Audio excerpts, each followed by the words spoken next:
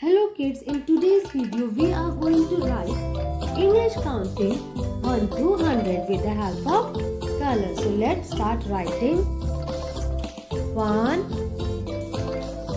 2, 3, 4, 5, 6, 7, 8, 9, 10, 11, 12, 13, 14, 15, 16, 17, 18, 19, 20 बच्चों 20.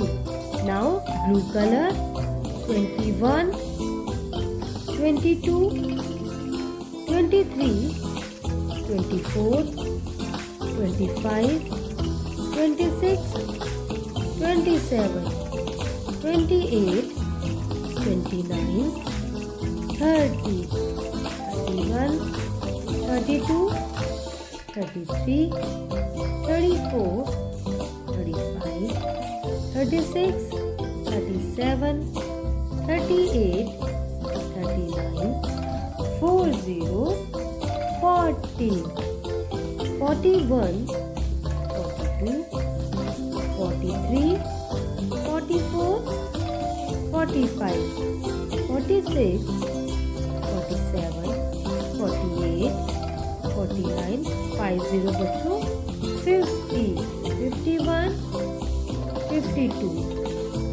53, 54, 55, 56, 57, 58, 59, 60, 60, 61, 62, 63, 64, 65, 66, 67, 68, 69, 70, 71, 71, 72, 73, 74, 75, 76, 77, 78, 79, 80, 80, 81, 82,